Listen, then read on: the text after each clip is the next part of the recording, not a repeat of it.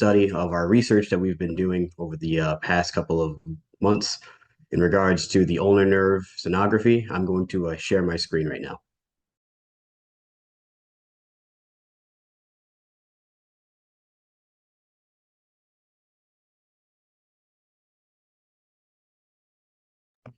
Can you guys see it? Yes, we can see it. Okay, so our study is the effects of the ulnar nerve performing neurodynamic exercises and performing a cross-sectional study in a healthy adult population. So this study has been IRB approved and it's been going on for the last 3 years. It started in the last 2 years actually. It started in 2022, 2023. Our capstone mentor is Dr. Farhad Hayeri. He couldn't make it to our presentation today, but he's been going over this study with us. He provided the ultrasonography for the study for the last couple of years, and with our current cohort, we were tasked of selecting 20 more healthy participants for our study. So, just in general, neuromobilization is a common intervention for treatments for ulnar nerve, for general peripheral pathologies that occur, such as entrapments of the carpal tunnel, which is an entrapment of the median nerve. There's also cubital tunnel syndrome, which is entrapment of the ulnar nerve at the elbow. Those are two of the most common pathologies that happen where those nerves get entrapped in these anatomical areas. So, two common treatment interventions are nerve tensioning and nerve gliding. They're both nerve mobilization techniques commonly used in outpatient and inpatient PT practices to help alleviate symptoms of neuropathy, of paresthesias, numbness, and tingling, the typical presentation that'll happen when an entrapment occurs. So the two differences is that nerve tensioning will generally place more strain on the nerve because it's pulling the nerve from both its proximal and distal ends, and nerve gliding will provide nerve tensioning on one end, but also it will decrease the tension and strain on the nerve on the other end. So with that in mind, our hypothesis is that when we apply nerve tensioning and nerve gliding, not only do we want to compare these results in a healthy population, only healthy individuals were selected for this study. We wanted to compare those results, but we expected a decrease in the cross-sectional area with these two techniques, specifically with nerve tensioning, since there's more strain being placed just in general. Just for a quick review, nerve tensioning, the movements that it involves is depression of the scapular, shoulder abduction to 90 degrees. There's also shoulder external rotation, elbow flexion, forearm supination, and also the biggest difference between tensioning and gliding is that those aforementioned movements are all performed. However, with nerve tensioning, there is side bending of the neck of the cervical spine to the opposite side. So we performed it only on the right upper extremity only. So individuals would have to turn their neck away from that side that we use. Whereas nerve gliding, they're turning their head towards the side that we are performing the techniques on. So that was the main thing that we wanted to establish there. In prior studies by Letitia et al., it was stated that 10 millimeters squared was a pathological threshold for entrapment. So that's something that we wanted to bear in mind for our study. However, we were also understanding that we're dealing with healthy individuals. So we were very curious to see if we will be able to see these similar numbers with that population. So as I mentioned, this study's been going on for a couple of years, but specifically with our cohort, it started last year and we began our data collection over in the fall. We recruited 20 healthy participants from SUNY Downstate University School of Health Professions, and our inclusion criteria were individuals that were deemed of good health, meaning they had no prior history of neuropathy or any compressions, no injuries to the upper extremities only, also no systemic injuries, no other prior injuries to the joints themselves, and individuals that were of this criteria, they were selected using our recruitment flyers, and they filled out an appendix. I mean, they filled out a flyer that helped us weed in and rule out who we wanted for the study. So we also explained to them what tensioning and gliding was, as just what I just did for you guys, and we also gathered informed consent for them to participate in the study. Overall, these techniques were performed 5 times with 5-second holds. We initially gathered the resting position of their ulnar nerve using the Mindray Z6 transducer head number 7L4P. That's just the ultrasound that we use, and our frequency was 8 megahertz per second. I mean, 8 megahertz. Sorry about that. that was a frequency that we decided to use and that we used for the bulk of the study, both for the previous cohort and our cohorts. So again, we measured the resting position, but we also measured the maximum tension or glided position after the fifth rep, and we held that position there to try to see if there was any sort of change in just in cross-sectional area. And there were two groups. They were randomly selected. We randomly organized them based on what they selected, and that's how we went about our data collection. And then here are our results. Okay, so we used a bootstrapping procedure with 2,000 samples. So basically, we extrapolated the 40 patients that we had into a like 2,000 sample like randomized data set using a software for statistical analysis. And in summary, we found that there was actually no difference in the mean post minus pre-intervention in the CSA that was measured between the glide and the tensioning intervention groups. So you could see our table here right underneath that says group statistics, and the means are highlighted.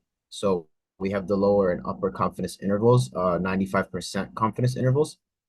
So you can see that there's really not much change between the gliding group and the tensioning group with the bootstrapping procedure that we used.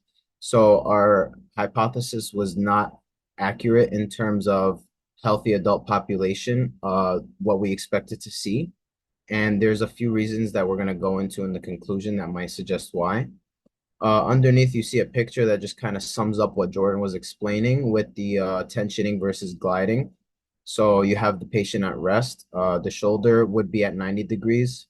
Here it's like at 45. We couldn't find like an exact image, but the elbow is flexed and the head is in a resting position. With tensioning, you're side bending your head away from the arm that you're testing. And with the gliding, you're side bending towards. So think of it like flossing, a piece of string through two like joints where one side you're letting some slack and the other side you're tensioning it. But with tensioning, you're pulling on both ends. So you're getting that like more tension position. And underneath that, we can look at the images that we actually collected with one of our patients. So you can see the green circle on the left side is the ulnar nerve sitting in the cubital tunnel. So on the very left side of the screen, you could see the medial epicondyle of the humerus. And in the middle there, that's the olecranon. And after the intervention, you can see that the cross-sectional area did actually change. So initially it was 0.07 centimeters squared, and after it became 0.05 centimeters squared in this specific individual. So there was a decrease. It's just in terms of our results with our full statistical analysis, we couldn't find one being better than the other. Another thing that's interesting in this patient is in the maximally tensioned position, you can see that the circled ulnar nerve actually kind of slid upwards towards the medial medial epicondyle of the humerus. And this could be indicative of instability of the ulnar nerve. Some people call it like it could be tricep snapping syndrome. It could be laxity of the Osborne ligament. So in that maximally tensioned position, some patients will get numbness and tingling in their upper extremity, and that could be because of these issues. So going into our conclusions, again, like I said, we found that there was no clinically significant differences in the ulnar nerve cross-sectional area after the series of 5 nerve tensioning versus nerve gliding techniques, depending on the randomization, pre and post intervention. So for us, this tells us that the nerve mobilization techniques will elicit comparable changes in the ulnar nerve as according to ultrasonography. And there were some limitations that could explain our results.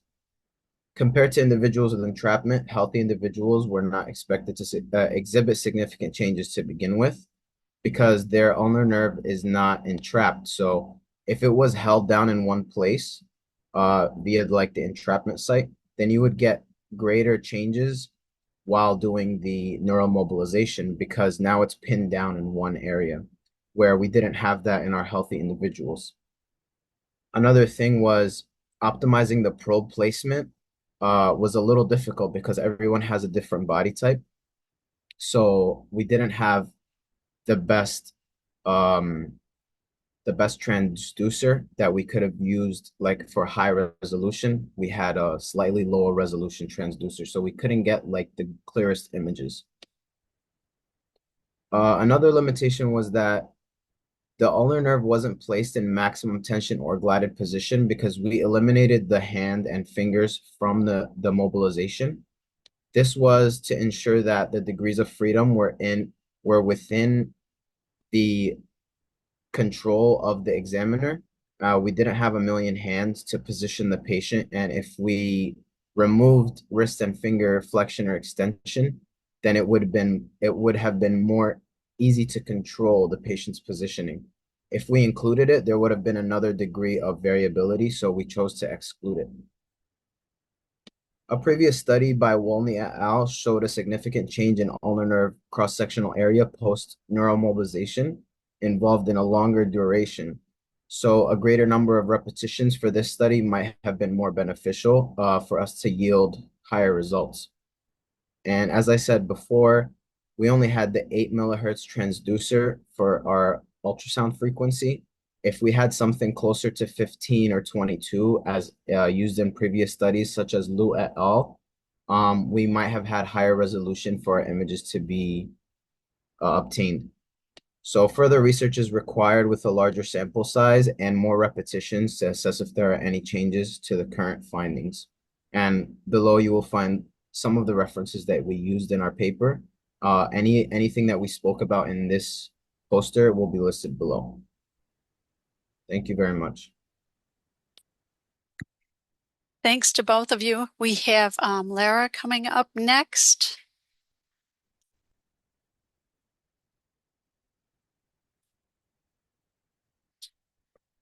You're on mute. Hi, sorry about that. My name is Laura. That's okay. I'll be presenting next, and I'll just share my screen.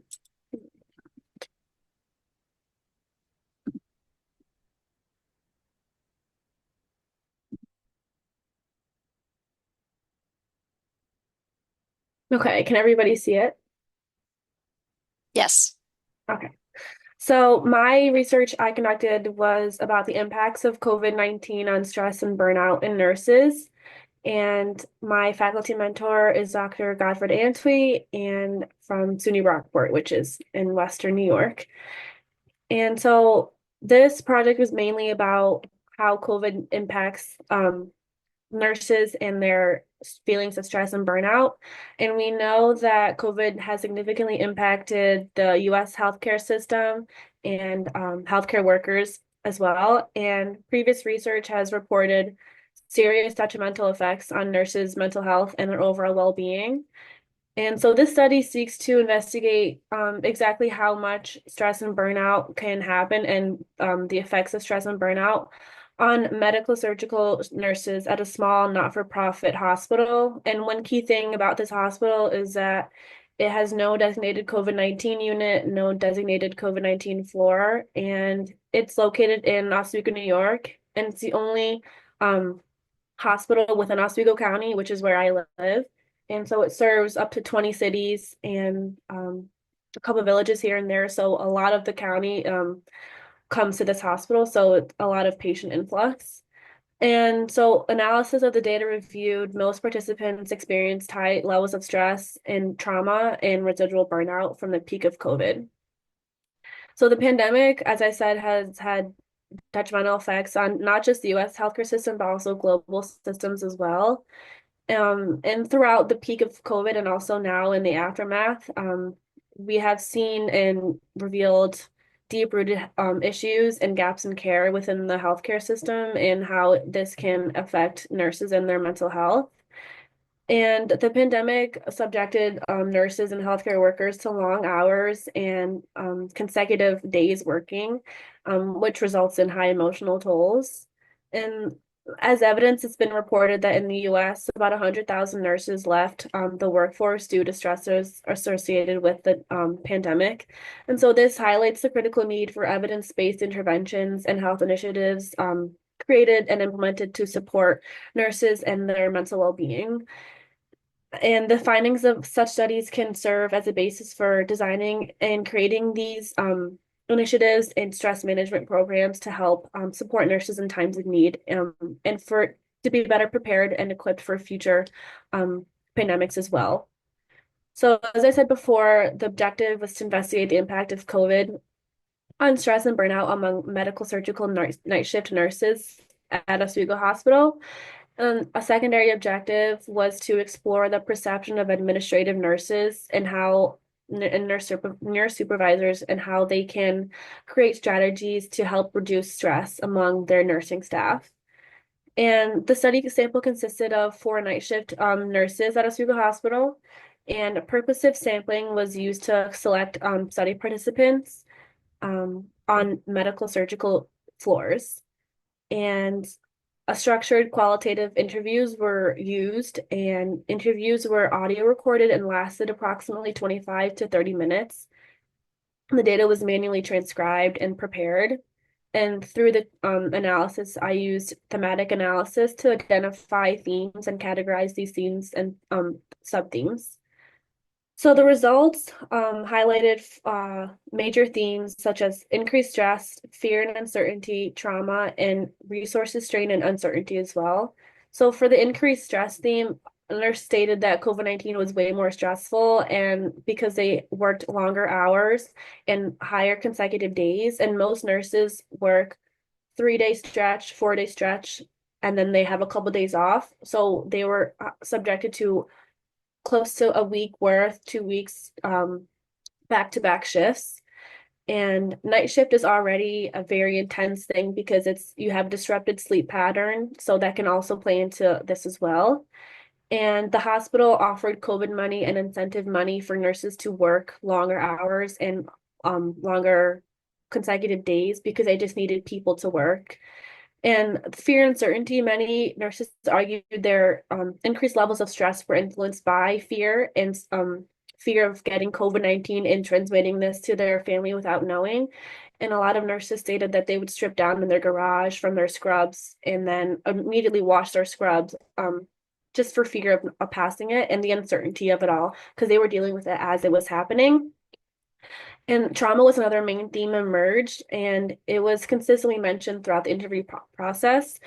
And nurses stated that it was traumatizing due to high death volumes and they would experience daily, constantly. And one other nurse stated that they would often FaceTime family members to say goodbye to their loved ones that were passing away because during this time there were no visiting hours at the hospital. And a lot of them stated that they had PTSD from these experiences. And resources strain and uncertainty. As I stated before, Oswego Hospital has no designated COVID unit, no designated COVID floor. So they were in, the medical surgical floors, which is where you go when you are admitted into the hospital. And so a lot of overflow of patients into the hallways and multiple patients within a room because they were trying to accommodate everybody. And there was no policy at this time for COVID-19 testing. Everything was so new. So they were kind of taking it as it was happening, which can increase the stress as well. So for conclusions, the study findings indicate an overall increase in stress, and they indicate that they continue to experience stress and residual effects from the peak of COVID. And the findings are consistent with other studies and previous research that have reported increased psychological distress and burnout among healthcare professionals.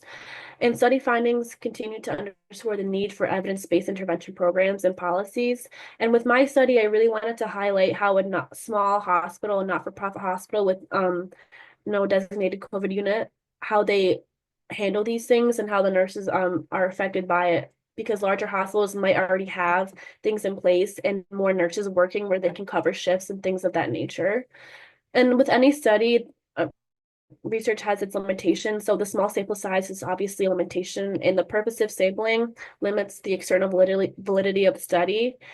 To increase validity, studies like this can incorporate nurses from the ICU and from the other hospital departments to get a more generalizable sample and study. So yeah, that was my research. Thank you all for listening.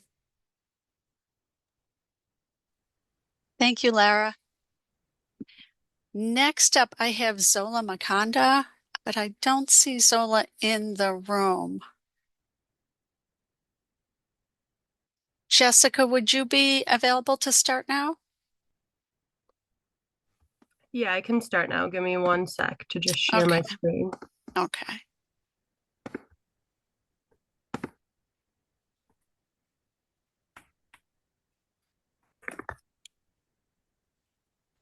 Okay, can you guys see that? Yes. All right, perfect. So my name's Jessica Mansfield. I'm a public health grad student at SUNY Brockport. My facility mentor was Gottfried Antwi, and I'm getting my master's in public health. So mine's on the same kind of basis as Lara's was. Mine's also on COVID-19. I chose to do a cross-sectional analysis of nationally representative available surveys on the history of COVID-19 diagnosis and subjective cognitive decline in US adults. So before we dive into it, I know we're probably all familiarized with what COVID is, but I'm just going to give a little definition of COVID and of subjective cognitive decline. So, according to the World Health Organization, COVID-19 is an infectious disease that's caused by the SARS virus. And as we know, this disease usually affects the respiratory system, and the severity depends on the person. So, those who are older and those who have other underlying medical conditions, such as chronic health conditions like diabetes and cancer, are more likely to have more severe symptoms and side effects when contracting COVID versus somebody who's of a younger age or who doesn't have any of these other health effects. And now that we've got a little definition for COVID, what's subjective cognitive decline? So, for anyone who doesn't know, subjective cognitive decline, or SCD, is when individuals report experiencing an increase in memory loss and confusion. And this can really affect them throughout their daily lives, not only in their professional lives, but at home. It can affect everyday activities like preparing a meal or cleaning the house. They might forget to put the cap on something, something as as little as that or something bigger. SCD is a form of cognitive impairment, and it's reported to be one of the earliest signs of Alzheimer's disease and other dementias. So, for some background, now that we have a basis to start on, the issue of COVID-19 and subjective cognitive decline, although COVID-19 is primarily a respiratory disease, its impact can extend further than just one's respiratory system. It can affect neurological, psychological, and cardiovascular systems as well. The effects on the neurological and psychological and cardiac elements of the body can result in ailments that have been seen to affect individuals not only for the few weeks they may have COVID, but also for years after they have contracted COVID. In previous research, there has been seen to be an elevated risk of heart attacks, strokes, depression, and anxiety among individuals with a history of COVID-19. But more specifically, research has suggested that there is an increase in cognitive complaints among individuals who experience recent contractions of COVID-19. Specifically, these complaints have been for subjective cognitive decline. So the objective of the study is this study aims to examine the independent association between a history of COVID-19 diagnosis and subjective cognitive decline in a nationally representative sample of US adults. For this study, I used data from the 2023 Behavioral Risk Factor Surveillance System. It was a multivariable logistic regression was performed to assess the independent association between the history of COVID-19 diagnosis and subjective cognitive decline. In the analysis, age, sex, marital status, education, employment status, physical activity, heavy alcohol use, and combustible cigarette smoking were adjusted for. If you look at the table on the left side, the really long one, that table shows participants' characteristics that were included in the study, that the ones that were adjusted for, along with percentages and frequencies of the characteristics among the study participants. So I won't go over everything in the table individually, just due to time's sake, but if you look at the very bottom of the table, it shows that of the 103,471 participants, 17.4% reported to have cognitive decline. And of these participants, 47.9% reported to have COVID, meaning that the remaining 52.1% of participants had not had a previous COVID diagnosis. And the remaining 82.6% reported not experience subjective cognitive decline.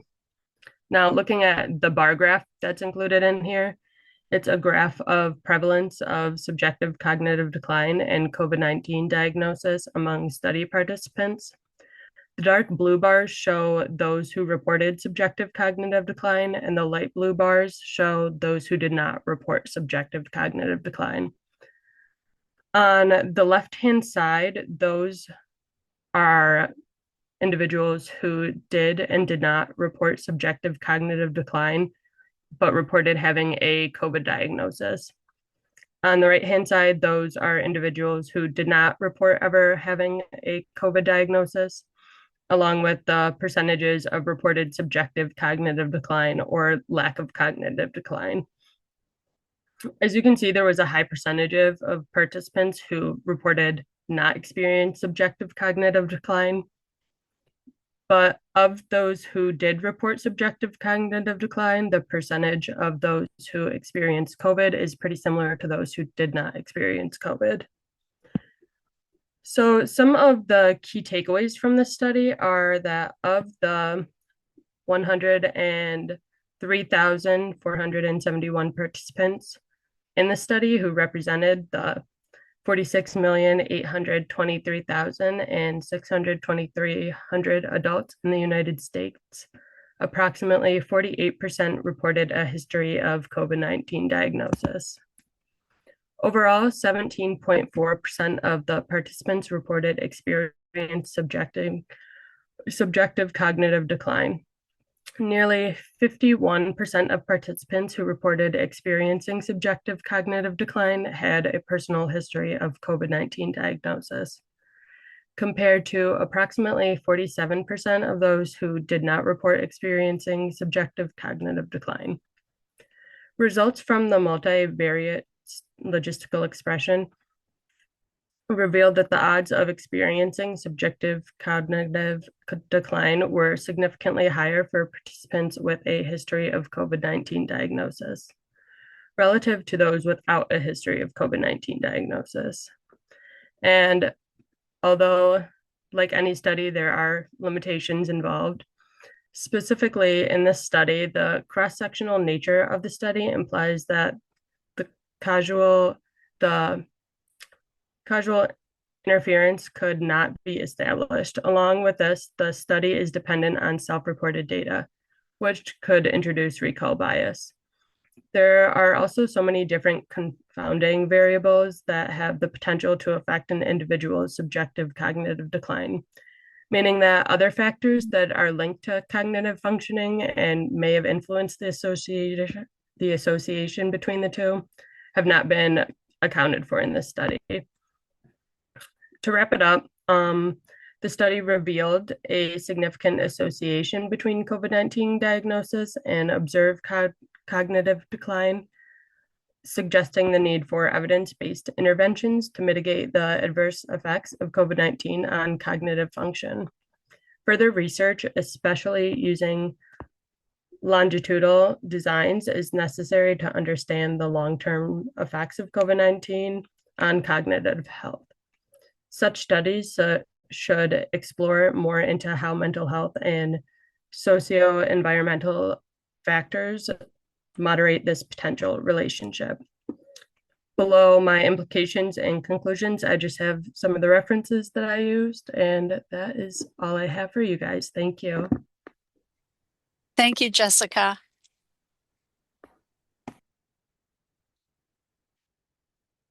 Next up, we're going to go back to Zola Makanda. Zola, if you can share your slides.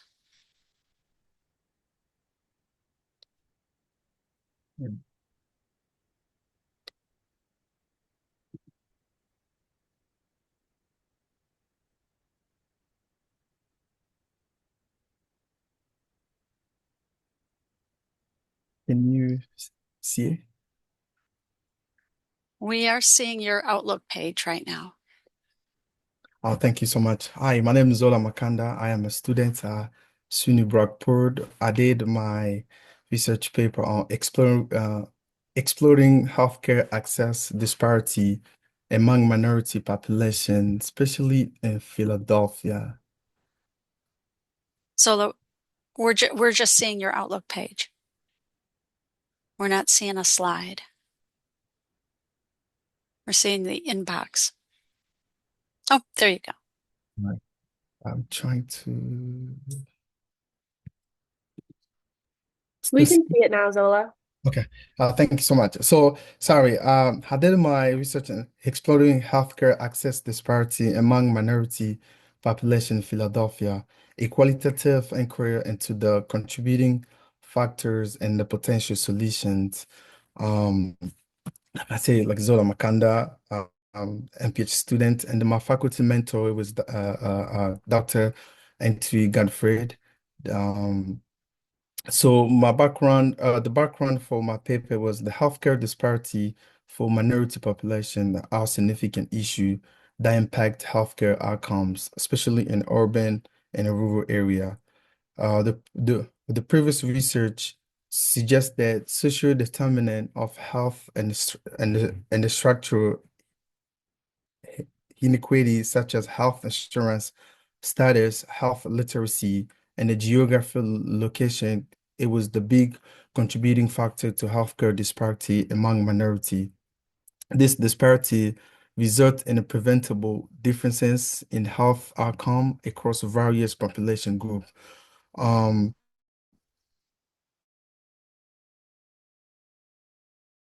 The aim to explore the barriers and the facilitator influencing healthcare access among minority population, with a focus on investigating the systemic component that contribute to this injustice and proposing robust solution to ameliorate healthcare accessibility in a rural area. So the method I used was a convenient sample of a 15 participant from diverse academic and a professional background was recruited via word to mouth. Basically, like I did an interview with 50 different people to gather the data and structural qualitative interview was used to gather data from the study participant. The interview was audio recorded and transcribed, and the data was analyzed using the thematic analysis. So the result for this study, the result was divided by 3 sections. So the analysis of this participant response resulted in a 3 different sections. The first section, it was the socio-economic challenge. A lot of people a lot of people in the interview the reported the low income and employment and a limited education opportunity. that was the big issue that creating the barriers accessing the healthcare for for the minority, and also the cultural and linguistic orders. It was one of the big issue. Like for Philadelphia there's a lot of huge population of immigrant Spanish, Africans, a lot of people that really reported that the language difference in healthcare that created mistrust of them, and then that provided also lack of cultural knowledge, delay to access to healthcare. And then the third one, it was the discrimination in healthcare system. A lot of participants that shared the story that they was discriminated by the way they look, their background and everything. And also in the face of these challenges, participants sought out avenues that accommodate their needs, such as community clinics with multicultural staff and a patient advocate. So this study has a limitation. The limitation for this study, it was this qualitative study. It allows a small non-random sample, which may limit the generalizability of the findings. And to wrap up with this study, the study findings underline the necessity of implementing cultural and the linguistical relevant policy reforms to address disparity in healthcare access in a minority population. These findings reinforce the need to increase cultural competence in the healthcare service, as well as to provide linguistic trainings and interpret resources. Moreover, developing outreach program to foster trust between minority population and healthcare provider may help improving healthcare utilization and then increase health outcome within this population. So thank you so much. This was my study. And then the reference is also below for my study. Thank you so much. Thank you, Zola. Next, we have Nurman Mohammed.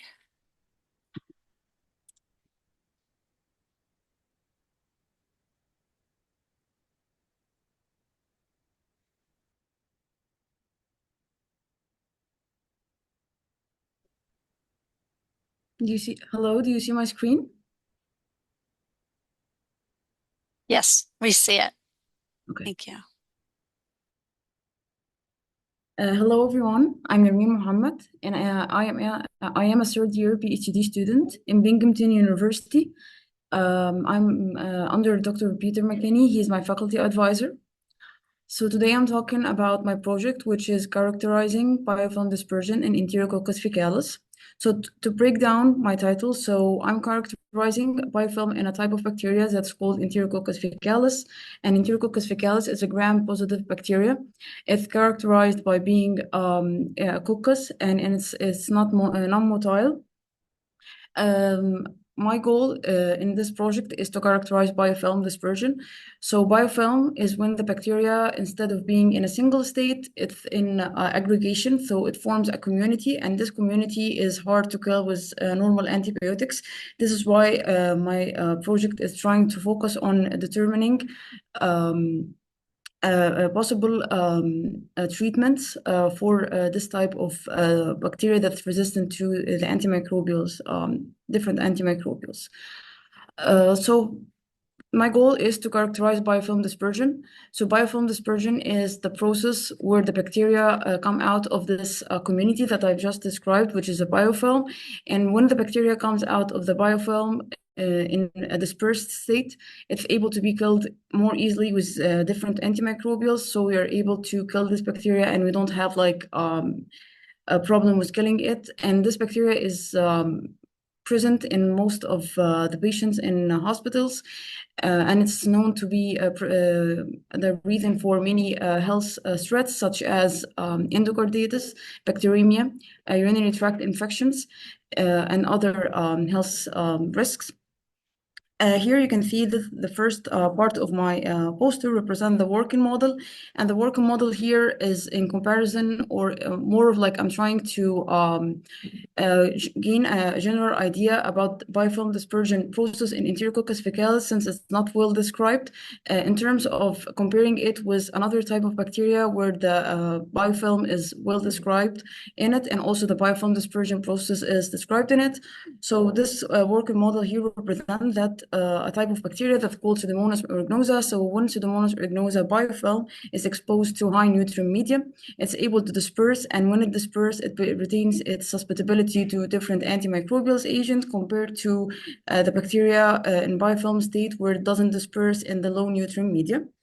And this illustration here shows my experimental design. So I grow the biofilm, which I'm talking about, in 24 well plates and for 4 days. And then I perform media change with a low nutrient media for 4 days every 24 hours. And in the day of experiment, I induce dispersion with a step change in nutrients. And this step change in nutrients is a high nutrient media, which was able to, as shown here by my graph and my convocal images, to disperse the bacteria. So you can see here, this first graph represents the wild type strain, and the strain that I'm using specifically is OG1RF.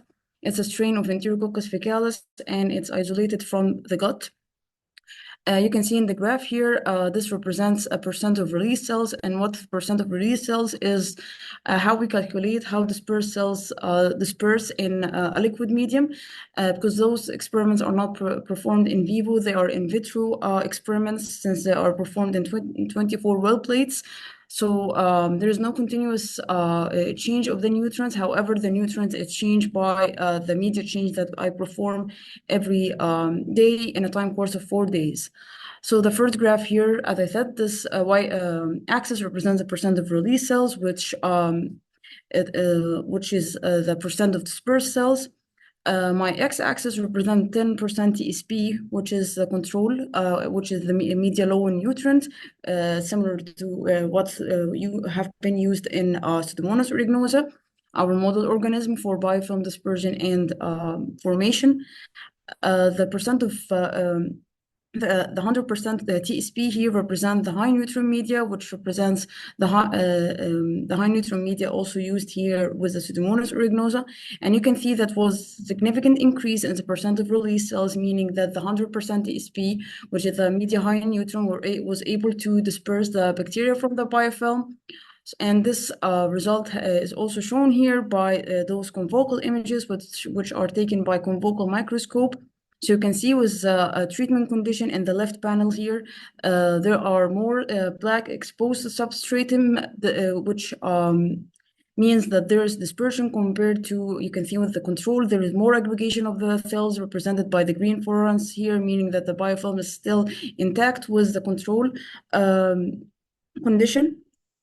Performed analysis, quantitative analysis of those images with COMSTAT. And you can see that the biomass representing the amount of the biofilm that's present with the controls, you can see that with the control, the biomass is still high, which is what we expect to see with the control group compared with the treatment group, which received the high nutrient media that dispersed the biofilm.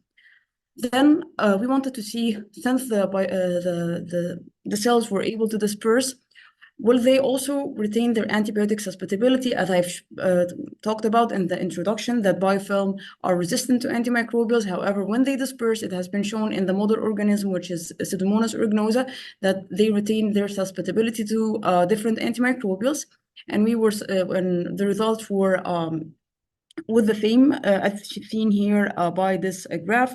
And this graph here represents the log reduction, and the log reduction is calculated by having a treatment group and a control group, and the taller the bar, the more killing we see. And you can see that this, compared to the planktonic cells, which are the normal cells that are not in biofilm state, you can see that the dispersed cells showed comparable killing, meaning like you can see here with the tall graph. So this we can conclude from this graph that the dispersed cells thus retain its susceptibility to antimicrobial agent. Then we wanted to know if there are genes that regulate this process. So I've tested like different transposon mutants, and transposon mutants are mutants which have mutations through transposon insertion into the genome. And you can see here, this graph represents one of the transposon mutants, which actually have been shown to inhibit biofilm dispersion. You can see here there was non-significant results compared to the wild type here, which shows a very high significant percent of release cells. Concluding from this part that cell A, which is a peptidoglycan hydrolase, was able to inhibit a nutrient-induced dispersion, and concluding from that it's a possible regulator of biofilm dispersion in OG1RF, which is the strain that I'm using. Then we wanted to see if there is a role of the secreted molecules from this transposon mutant. Since the transposon mutant cell A is a peptidoglycan hydrolase, many research have shown that this peptidoglycan hydrolase release fragments, and those fragments are bacterial fragments that was able to increase the body tolerance to different infections. So we wanted to know if actually those molecules can have a result on nutrient-induced dispersion or not. And we have successful results here shown by this graph, where actually the cell A mutant shown here by this graph and the other graph that I'm pointing at was able to reduce induced dispersion compared with the wild type strain and the treatment with 100% TSP, and the control, which is with the 10% TSP. Moving from that, we wanted to know if the gut microbiota was able to have a role in nutrient-induced dispersion. And what I mean about gut microbiota here is that the gut secretes different bile acids through the liver. So we wanted to know through just normal experiments in the lab if different bile acids were able to inhibit nutrient-induced dispersion or not. And I've seen from my results compared with the DEMSO, which is the vehicle control, meaning that this is the type of solvent that I was able to dissolve the different bile acids that I've used here in my study, such as the cholic acid, which is a primary bile acid, the lysocholic acid, which is a secondary bile acid, and the chenodeoxycholic acid, which is also a primary bile acid, finally the deoxycholic acid, which is secondary bile acids. So each graph here, you can see that two represents different treatment groups here. The first one represents the cholic acid and the lysocholic acid in comparison to the vehicle control, which I've talked about, the DEMSO. And you can see that the cholic acid was able the nutrient-induced dispersion indicated here by the significant increase of the percent of release cells. However, you can see that with the lysocholic acid, the nutrient-induced dispersion was inhibited. The same goes here for the chenodeoxycholic acid, which is also a primary bile acid. You can see that there was a significant increase in the percent of release cells. However, the deoxycholic acid, which is also a secondary bile acid as the lysocholic acid, was not able to inhibit the nutrient-induced dispersion as the lysocholic acid, but it did reduce the nutrient-induced dispersion, suggesting that the secondary bile acid does regulate nutrient-induced dispersion in OG1RF. And those images here represent convocal images for the treatment with the cholic acid, which is a primary bile acid, and the lysocholic acid, which is a secondary bile acid. And you can see that with the cholic acid, there's like more exposed plaque substratum compared with the control, which is the 10% TSP and the cholic acid. However, you can see that with the lysocholic acid, there was a retain in biofilm growth, signified here by the increase in the attached cells and the green fluorescence. So to conclude from this, that the secondary bile acid, which I've just shown in the previous graphs, was able to inhibit biofilm dispersion with the nutrient step change causing the biofilm dispersion and cell A regulating this process. And this is important, as I said in the beginning, because when bacteria disperse, they are able to retain their susceptibility to different antimicrobials. So our future work is to investigate dispersion in other transposon mutants suspected to be associated with Enterococcus faecalis biofilm formation, to test the effect of mouse cecal content extract on release, and to investigate how dispersion differs in mixed species biofilm and in the presence of intestinal metabolite. Finally, to purify neuropeptides from wild type and cell A transposon mutant. So I want to give acknowledgement to the group that have donated the transposon library, which consists of 7,000 transposon mutants to us from Minnesota University, and to the Biofilm Research Center at Binghamton University.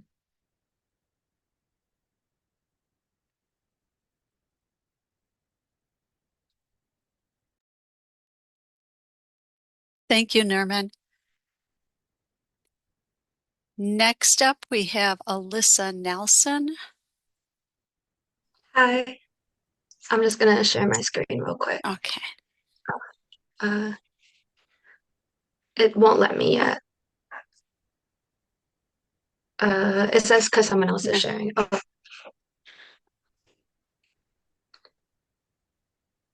Okay. thank you.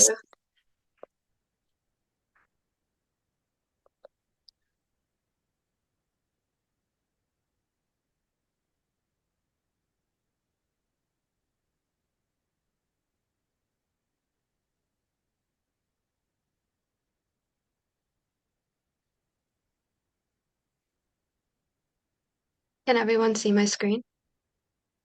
Yes, we can see it. Okay. So hi, hello, oh, sorry. Let me just put my camera on.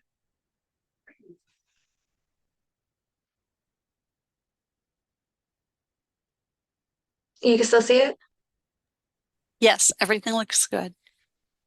Thank you.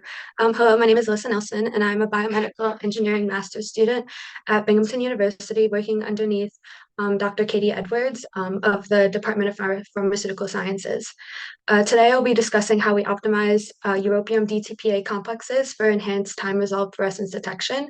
This work successfully identifies optimal molar ratios and certain concentration parameters for maximum fluorescence emission. I'll also highlight why some time-resolved fluorescence detection of lanthanide luminescence is so powerful for sensitive bioanalytical applications and assays. To start off, the key advantage of time-resolved fluorescence, or TRF, is allowing us to separate the long-lived emission of lanthanides from the short-lived background fluorescence in biological samples. This works due to lanthanides, such as europium, being able to emit light for as long as in the milliseconds, which is huge in comparison to normal fluorescence dyes that typically only decay in the nanoseconds. By delaying the detection or time gating, we ultimately measure only the single form of the lanthanide and not the background, dramatically improving the signal-to-noise ratio as well as the method sensitivity.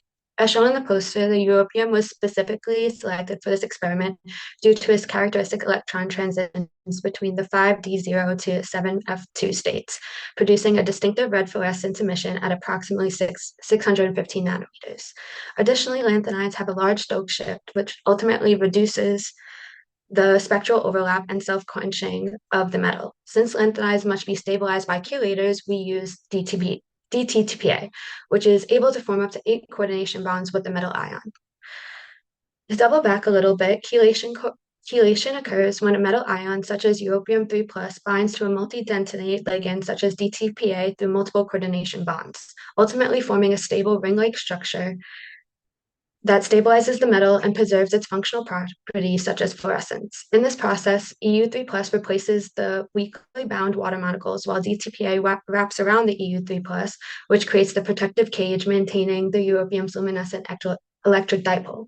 This is important when creating the stocks. It is important when creating the stock solutions for DTPA and europium 3Cl that the pH of both are around 6 to 7 in order to deprotonate the carboxyl groups of the DTPA and allowing the DTPA to effectively bind to the metal ion. For europium, the pH of 7 indicates that the EU3+ will remain soluble and available to bind to that deprotonated DTPA, and in turn maintaining the stability and fluorescence intensity. Additionally, we decided to test different delay times ranging from 100 milliseconds to 200 milliseconds to see if the TRF spectra would be affected. However, due to the extremely short lifetime of the background, all delay times within the used range yielded around the same results.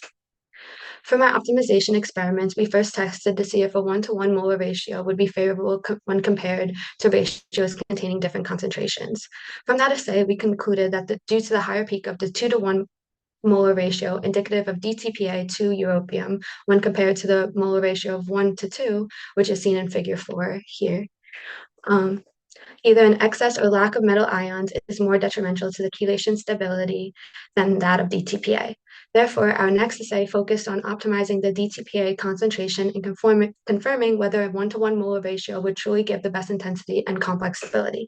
The dark blue line in figure 5 over here displays the 1-to-1 molar ratio, and when compared even just visually to the smaller concentrations of DTPA to 100 millimolar of europium, it is clear that the 1-to-1 ratio gives the strongest and most stable fluorescence. From this data, we confirmed our original hypothesis that a 1-to-1 molar ratio would be optimal for intensity. A strong peak at 615 nanometers indicates that the europium 3+ is in an asymmetric site, which is a good indication that chelation formation was successful and that the electric dipole transition, which is hypersensitive, is allowed, which is ideal for TRF. We then went on to conduct our final assay, which tested the 1-to-1 molar ratio at decreasing concentrations of 10 millimolar from 100 millimolar in order to determine the limit of detection and limit of quantification of the singles and concentration. Figure 6b over here displays the relationships between the concentration and the average corrected RFUs. And the red circle right over here surrounding the 2 millimolar and 20 millimolar region is indicative of the linear region used for the LOD and LOQ estimations. LOD estimation calculations confirm that any single above around 2.10 RFU is positively due to the presence of these europium DTPA complexes, and that the lowest detectable concentration, but not quantifiable, is around 0.345 millimolar.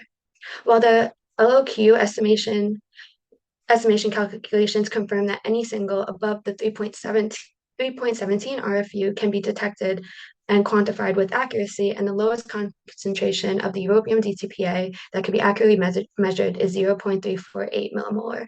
However, further studies should focus on using smaller concentrations in the micromolar and picomolar range, since in typical chelation complexes assays, the standards are usually in that range, since there is no millimolar concentrations of analyte or 100% efficiency of binding. The optimization of DTPA europium chelate complexes is ideal for further research in immunoassays, which could detect low abundant proteins or biomarkers, TRF assays, which study molecular interaction, and bioimaging, which visualizes targets in cells or tissues with minimal background. The next steps will be to focus on quantifying and analyzing smaller concentrations in the micromolar range, and then entrapping the successfully formed EU DTPA complexes with liposomes labeled with strepvidin. The use of liposomal entrapment and strepvidin labeling will allow for targeted detection by utilizing the EU DTPA as a fluorescent marker for imaging and tracking of the liposomes. Further studies should analyze the comparison of common fluorescent dyes such as SRB against chelate complexes to further confirm their superiority for TRF detection. In summary, time-resolved detection of lanthanide luminescence, especially with optimized europium DTPA complexes, offers exceptional sensitivity, stability, and selectivity for bioanalytical applications, and our work provides a strong foundation for next generation of assays and imaging tools. Thank you for your attention and time. Thank you, Alyssa. Next up, we have Nicole Parkinson. Hello, my name is Nicole Parkinson. I'm gonna try and share my. All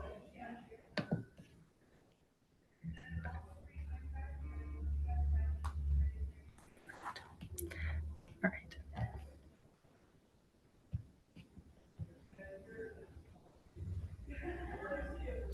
Okay, can you see my screen? Yes. Perfect.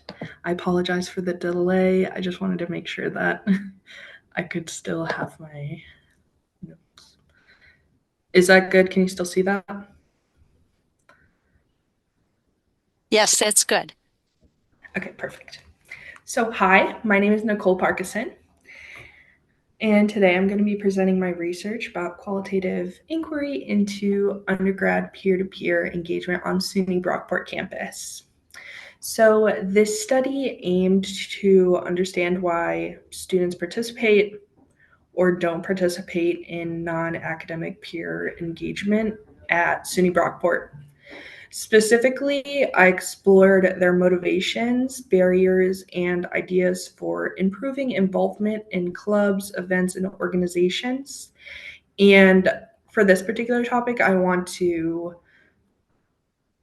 describe what peer-to-peer engagement is. I kind of did that with my objective. But even if clubs and events are happening on campus, just as long as it's not happening during their class, and they're getting involved in those ways. Student engagement is complex, but it's crucial for academic success and retention. Factors that influence engagement can include mental health, social dynamics, and time management. My literature has shown a variety of findings, such as they emphasized how involvement can support mental health, as well as it's connected to academic achievement. And particularly, Evans looked at students with non-binary students and LGBTQIA plus students and the unique barriers that they faced. But with all the studies that I looked at, it highlighted both benefits and challenges that peer involvement can introduce in college. My goal is to identify the barriers of peer-to-peer engagement and gather student-driven solutions. This research fills a gap by offering real student voices on how to make campus life more inclusive and engaging for all. The method I used, it was a convenience sample. I recruited 14 SUNY Brockport undergraduates. They took a open-ended survey on quadratics. The data was then analyzed thematically, and I identified common trends and reoccurring themes. As you can see in the middle, I created a graphic to kind of show what the data showed us. The three main motivators were social connections. They kind of had the time conflicts were a big thing, as well as they suggested improvements and the awareness and impact that we should be aware of, which was part of kind of the suggestions. Three main motivators that we found were students wanted social connection. Many joined the events so they could meet new people, or just people in general. The free incentives were a big motivator as well. That was reoccurring theme.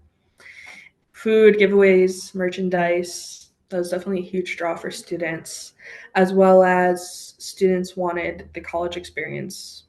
An example from the data, a quote would be, "Friends and the free stuff was why they were there." Students were usually aware of popular events like homecoming and other clubs like Public Health Club. They usually said that they had good experiences because they had the good energy there, there was food, and the morale was high at those events. This is biased because these were public health students. I will preface that and go into that later. Some barriers were time conflicts. Many students said that they either had class or they had work, so they could not attend these events, as well as some experienced social anxiety, and they felt too shy or anxious to attend alone. An example quote would be, "I don't have friends to go with, and I'm embarrassed to be there alone." Suggestions for improvement. Participants suggested that there would be better marketing and visibility for the events, holding the events later in the evening or even on the weekends, and making sure that the events are inclusive and had incentives. My findings pretty much echoed prior research that students are driven by social and tangible incentives, but they face time and social barriers. Flexible planning, targeted marketing, and inclusive atmospheres can reduce these challenges and also increase participation. A limitation to the study was that it was a small convenience-based sample of 14 students who were public health students. The demographic was limited in that class, and it's self-reported data, so it could include bias as well as underreported. And the data wasn't as rich because the students didn't provide rich answers in the survey. For future studies, I should make sure that it's a larger, more diverse sample, and explore trends through longitudinal data if I can, as well as evaluate the marketing strategies that are currently used on Brockport's campus and with past strategies. For my conclusion, I just want to say, to wrap everything up, that peer engagement is essential and usually overlooked, but with better scheduling, marketing, and inclusivity, SUNY Brockport could foster a stronger student connection and improve the college experience for everyone. Thank you so much for your time, and I'd be happy to answer any questions or hear your thoughts.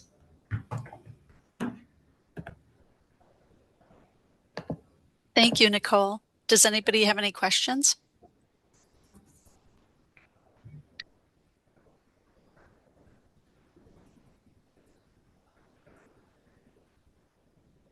Okay, next up we have Nina Zalberberg. I apologize if I did not say your name properly, but would love for you to introduce yourself. Yes. Can I share my presentation? Yes. Okay.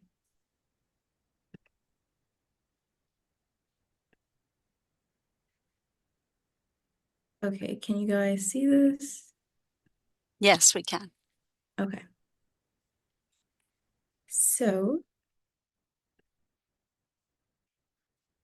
hello everyone. My name is Nina Zilberberg, and I'm a current graduate student at Stony Brook University, where I also attended for undergraduate. I've always had a very strong interest in dentistry, and I plan to apply to dental school and become a dentist. With that being said, today I would like to present my research on the effects of cannabis on oral health. The research I'll be presenting is based entirely on a review of existing published literature, as I did not conduct original experiments, but instead gathered and analyzed peer-reviewed studies to explore a topic that's becoming increasingly important in both healthcare and public discussion. Cannabis has undergone a remarkable transformation in recent decades. Once a highly stigmatized and mostly illegal substance, it is now legalized in many parts of the world for both medicinal and recreational use. In fact, according to a 2021 research study, the prevalence of marijuana has significantly increased over the last decade due to these changing laws and social attitudes. With this growing use, the health effects of cannabis are being studied more than ever.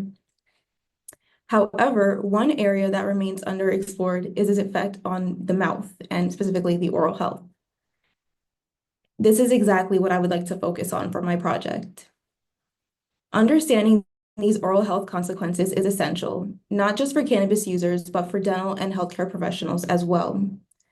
While much research has focused on the neurological and cardiovascular effects of cannabis, the oral cavity has often been overlooked. This presentation aims to shed light on that gap. Let's begin by looking at how cannabis use evolved historically and how we arrived at the current landscape of legalization and widespread consumption.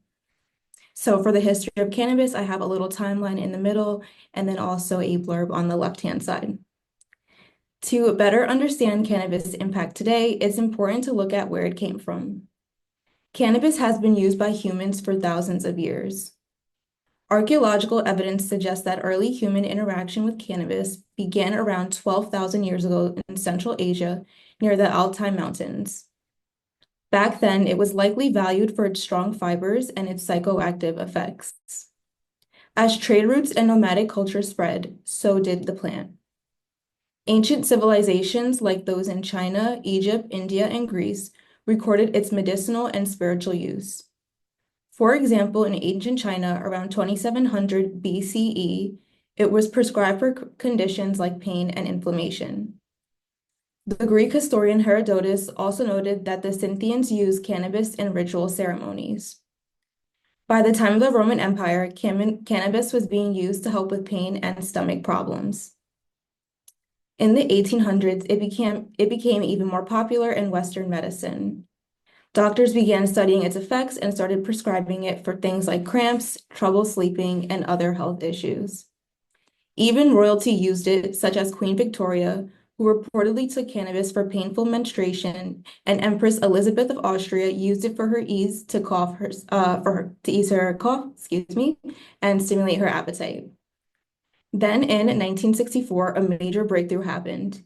THC, which is the main psychoactive compound in cannabis, became scientifically isolated. This discovery eventually led to the identification of the endocannabinoid system, which is a network in the human body that responds to cannabinoids and plays a role in functions like pain regulation, mood, and immune response. Despite these milestones, cannabis faced growing legal restrictions throughout the 20th century. For example, in the US, the Marijuana Tax Act of 1937 and the 1961 United Nations Drug Treaty classified it as a controlled substance, which then stalled scientific research for decades. This historical evolution from ancient medicine to modern legalization sets the stage for exploring cannabis effects on oral health, which is the focus of this presentation. To first start, we can assess saliva and dry mouth. Dry mouth, or xerostomia, is one of the most significant and well-established oral health effects associated with cannabis use. This condition occurs when the salivary glands produce less saliva than normal, and it's a common side effect experienced by many cannabis users. Saliva plays a critical role in maintaining oral health as it helps wash away food particles, neutralize acids produced by bacteria, and contains enzymes and antimicrobial proteins that help protect the teeth and gums. The reduction in saliva is primarily linked to THC, which again is the psychoactive compound in cannabis. When cannabis is consumed, THC binds to CB1 receptors located in the salivary glands, disrupting their normal function and leading to decreased salivation. This physiological response explains why users frequently report a dry or cotton-like sensation in the mouth after using cannabis. One study found that nearly 2/3 of cannabis users reported eating sugary snacks after consumption, which significantly increases the risk of cavities. Other studies have shown that cannabis users often brush their teeth less frequently and visit the dentist less often than non-users, which makes these oral health risks even more pronounced. Beyond cavities, dry mouth also reduces the effectiveness of the mouth's natural defenses against harmful bacteria and fungi. This makes users more vulnerable to gum diseases like gingivitis and periodontitis, which, if left untreated, can progress to serious infections and even tooth loss. Now to look at the oral microbiome.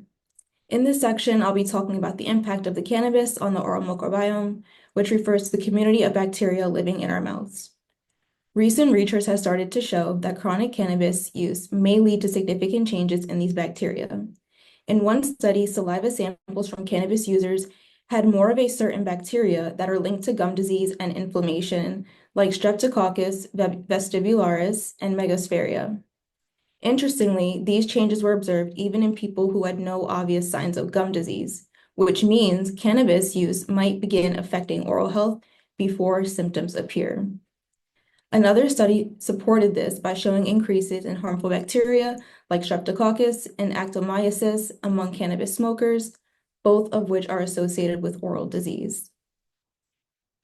Now we can look at our tooth decay and gum disease section.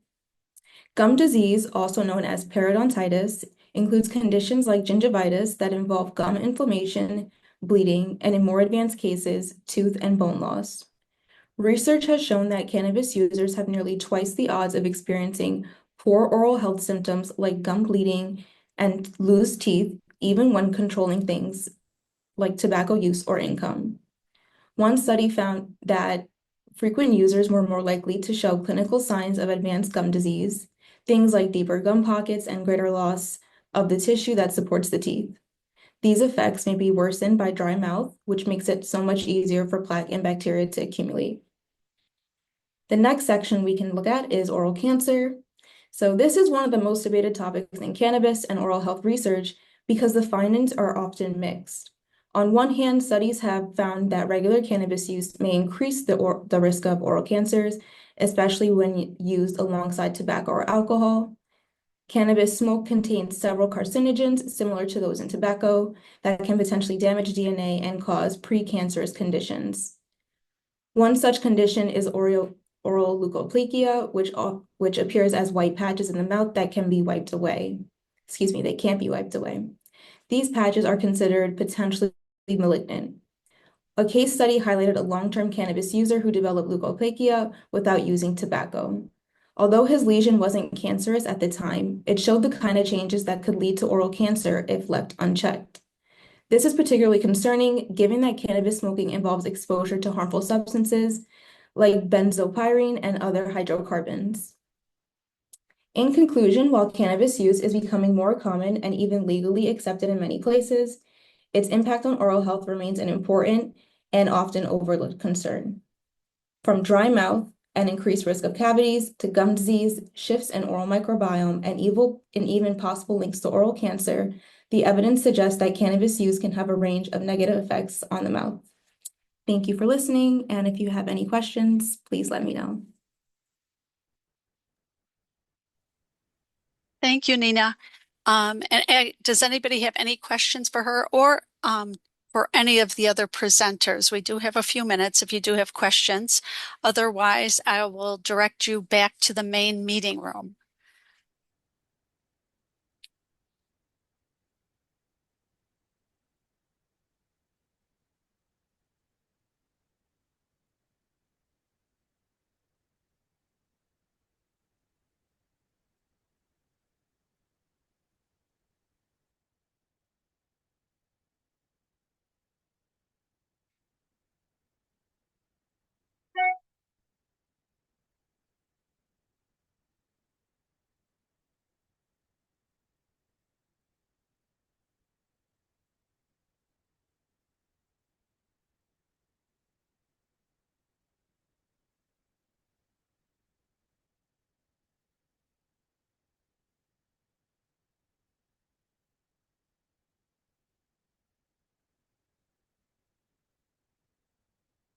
Great work, everyone. I don't see any questions in the chat, so I would encourage everyone to go back to the main meeting room.